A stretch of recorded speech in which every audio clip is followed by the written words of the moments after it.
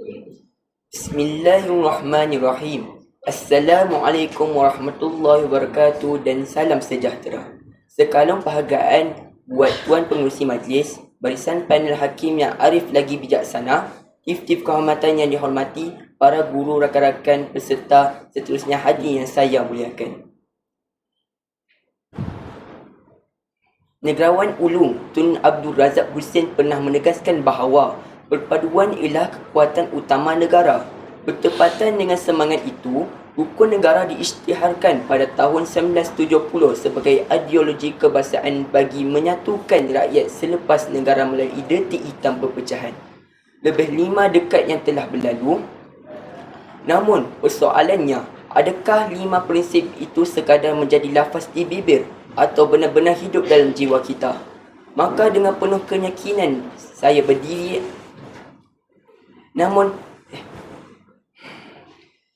benar-benar hidup dalam jiwa kita.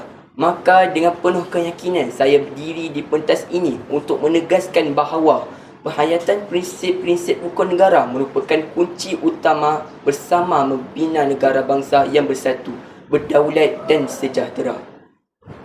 Hadirin sekalian, rahmati saya yang pertama, kepercayaan kepada Tuhan membentuk masyarakat yang berintegriti. Kepercayaan kepada Tuhan merupakan prinsip pertama rukun negara, kerana pembinaan sesebuah negara mestilah bermula dengan pembinaan insan. Selaras dengan perkara ketiga dan perkara 11 Perlembagaan Persekutuan, Malaysia mengiktirafkan Islam sebagai agama persekutuan di samping menjamin kebebasan setiap rakyat untuk menganut dan mengamalkan agama masing-masing. Peruntukan ini membuktikan bahawa negara kita dibina atas asas hormat terhadap kepelbagaian dan kepercayaan. Bagi memperkukuh keharmonian tersebut, pelbagai program dialog antara agama dan inisiatif perpaduan terus dilaksanakan oleh Kementerian Perpaduan Negara. Usaha ini bukan sekadar menghimpunkan masyarakat berbinang kaum dan agama, malah menyuburkan persefahaman, toleransi dan saling menghormati dalam sebuah negara yang kaya dengan kepelbagaian budaya. Dasar perpaduan negara turut meletakkan penghayatan rukun negara sebagai antara asas penting dalam memperkukuhkan perpaduan nasional. Fakta ini membuktikan bahawa pembentukan masyarakat berintegriti bukan sekadar tanggungjawab individu, bahkan menjadi agenda utama pembangunan negara. Implikasinya, apabila rakyat berpegang teguh pada nilai agama, lahirlah masyarakat yang berakhlak mulia. Hadirin yang saya hormati, pragmatik saya yang kedua, kesetiaan kepada raja dan negara memperkukuhkan kedaulatan negara bangsa. Institusi raja perlembagaan merupakan lambang perpaduan dan kesinambungan negara. Selaras dengan perkara 32 Perlembagaan Persekutuan yang di-Pertuan Agong ialah ketua utama negara yang menaungi seluruh rakyat Malaysia tanpa mengira kaum, agama dan keturunan. Oleh itu, kesetiaan kepada raja dan negara merupakan asas kepada kestabilan dan keharmonian negara. Semangat patriotisme dapat diterjemahkan melalui penghormatan kepada jalur gemilang, penghayatan lagu negaraku dan penyertaan dalam sambutan hari kebangsaan. Namun, dalam era digital hari ini, kesetiaan kepada negara turut diuji melalui penyebaran berita palsu, fitnah dan provokasi yang boleh memecah belahkan masyarakat. Sebagai generasi madani, kita tidak boleh penyebar kebencian, sebaliknya menjadi penyebar kebenaran. Pelbagai program kenegaraan yang dilaksanakan oleh Jabatan Perpaduan Negara dan Integrasi Nasional terus menyemarakkan semangat cintakan negara dalam kalangan generasi muda. Program-program ini membuktikan bahawa patriotisme bukan sekadar semangat bermusim ketika bulan kemerdekaan, tetapi nilai yang perlu disemai sepanjang hayat.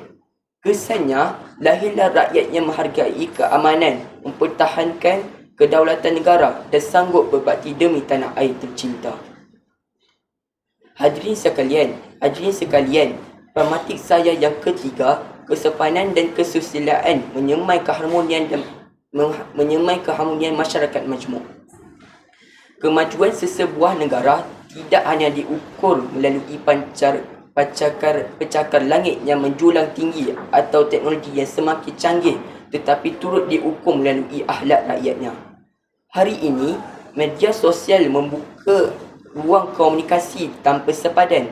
Namun, di sebaliknya, manfaat tersebut kita masih berdepan dengan isu buli cyber, penghinaan fitnah dan ucapan kebencian yang mampu meretakkan hubungan sesama masyarakat. Situasi ini sesuai seperti peribahasa Melayu, kerana pulut santan binasa, kerana mulut badan binasa. Oleh itu, setiap patah perkataan yang kita ungkapkan mestilah mencerminkan adab dan nilai murni.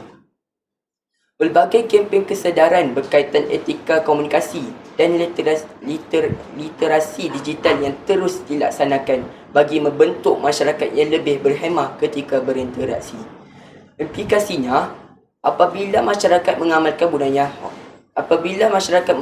budaya hormat menghormati, perselisihan dapat diselesaikan melalui hikmah, manakala perpaduan akan terus diperkukuhkan. Jelaslah bahawa kesopanan dan kesusilaan merupakan jambatan yang menghubungkan kepelbagaian rakyat ke arah pembinaan sebuah negara bangsa yang aman dan harmoni. Hadirin sekalian, kesimpulannya, pembinaan negara bangsa bukanlah tugas pemimpin semata-mata, tetapi amanah seluruh rakyat Malaysia. Kepercayaan kepada Tuhan melahirkan rakyat yang berintegriti. Kesetiaan kepada raja dan negara mempertahankan kedaulatan tanah air. Manakala kesopanan dan kesusilaan menyatukan masyarakat yang berbilang bangsa dan budaya. Marilah kita menjadikan rukun negara bukan sekadar ikrar yang dilafazkan pada setiap perhimpunan, tetapi kompas yang memandu setiap tindakan kita. Andai prinsip-prinsip ini terus subur dalam jiwa rakyat, saya yakin Malaysia bukan sahaja akan dikenali sebagai sebuah negara yang maju, malah sebagai sebuah negara bangsa yang bersatu, berakhlak mulia dan disegani dunia. Sekian, wabillahi taufiq wal hidayah. Wassalamualaikum warahmatullahi wabarakatuh.